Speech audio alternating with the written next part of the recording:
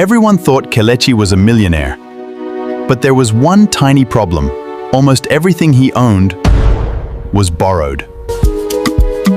My son, what kind of business do you do?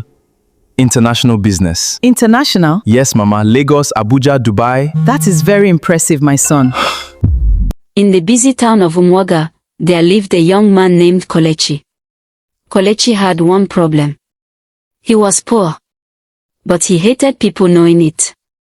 Every morning, he wore his best shirt, borrowed a friend's expensive-looking watch, sprayed too much perfume, and walked around the village as if he owned half the town. Whenever someone asked him what he did for a living, he would smile proudly. Business. What kind of business? Kelechi would adjust his sunglasses. International business. Nobody knew what that meant. Not even Kelechi.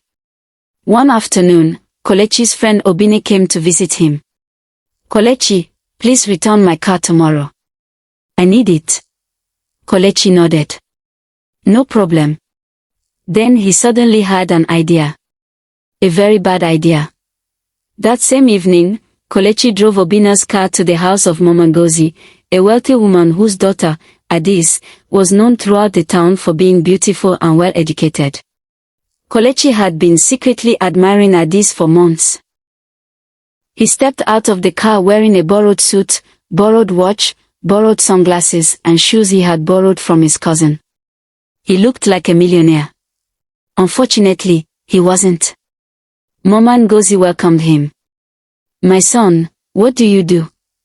Kelechi smiled. I have businesses in Lagos, Abuja, and Dubai. Mama Ngozi's eyes widened. Dubai. Yes, Mama. What kind of business? Kelechi paused. Import and export. What do you import? Kelechi smiled again. Everything. Mama Ngozi was impressed. Adaeze, however, wasn't convinced. She looked at him suspiciously. A few days later, Kelechi became a regular visitor. Every time he arrived, he came in a different expensive-looking outfit. One day, he arrived in a suit. The next day, he wore traditional clothes. Another day, he showed up wearing sunglasses so dark that he nearly walked into a flower pot. Adaeze started laughing. You're hiding something. Kelechi laughed nervously. Me? Never. She smiled. We'll see. Then came the day Kelechi had been waiting for. Mama Ngozi invited him to dinner with the family. Kelechi arrived early. Very early. Because he had a problem. He had no money. He had spent his last 2,000 Nigerian nairas on fuel for Obine's car. He entered the house pretending everything was fine. Then Mama Ngozi made an announcement. Kelechi, since you are becoming close to our family, we want you to meet some of my relatives tonight. Kelechi smiled. Of course. Then she added. And your parents should come too. Kelechi's smile disappeared. My parents? Yes. We would like to meet them. His heart nearly stopped. Because there was another problem. His parents lived in a small village house. His father was a farmer. His mother sold roasted corn. There was nothing wrong with that. But Kelechi had spent weeks pretending he came from a wealthy family. That evening, Kelechi rushed home. Mama. His mother looked up. What happened? I need you and Papa to come with me to a rich family's house. His mother frowned. Why? Kelechi swallowed. Please don't ask questions. His father looked at him. Are you in trouble? Kelechi sighed. Yes. That night, Kelechi arrived with his parents. His father wore his cleanest traditional clothes. His mother wore her best wrapper. Mama Ngozi welcomed them. Then she looked at Kelechi. These are your parents? Kelechi nodded nervously. Yes. Mama Ngozi smiled. Welcome. Then she turned to Kelechi's father. Sir, what do you do? His father smiled proudly. I am a farmer. Kelechi closed his eyes. His mother added proudly. And I sell roasted corn at the market. Kelechi wanted the ground to open. But then something unexpected happened. Mama Ngozi smiled. A farmer. Yes. My father was a farmer too.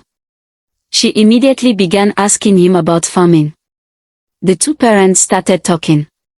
Soon everyone was laughing. Nobody cared about Kelechi's borrowed clothes. Nobody cared about the borrowed car. Nobody cared about the expensive watch. Except Adaeze.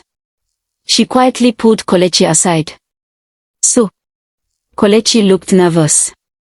What? You're not a businessman in Dubai, are you? Kelechi lowered his head. No. You don't own that car. No. That expensive watch. No. And those shoes. Kelechi sighed. My cousins. Adaeze burst out laughing. Kelechi looked embarrassed. I know I lied. I just wanted everyone to think I was successful. Adaeze became serious. You didn't need to pretend to be rich. Kelechi looked at her. Then why didn't you reject me? She smiled. Because being poor isn't embarrassing. She paused. Pretending to be someone you're not is. The following morning, Kelechi returned Obina's car. Obina looked at him suspiciously. Why are you returning it so early? Kelechi smiled. Because I have learned my lesson. What lesson? Kelechi looked at the borrowed car. Never use a borrowed car to build a borrowed lifestyle. Obina burst out laughing. From that day forward, Kelechi stopped pretending to be rich. He started working honestly. And surprisingly, Adaeze stayed by his side. Years later, Kelechi became genuinely successful. And whenever someone asked him how he became wealthy, he always gave the same answer. I first had to stop pretending I already was. Moral lesson. Never be ashamed of where you come from. Real success doesn't need to be borrowed, and pretending to be someone else will eventually expose you.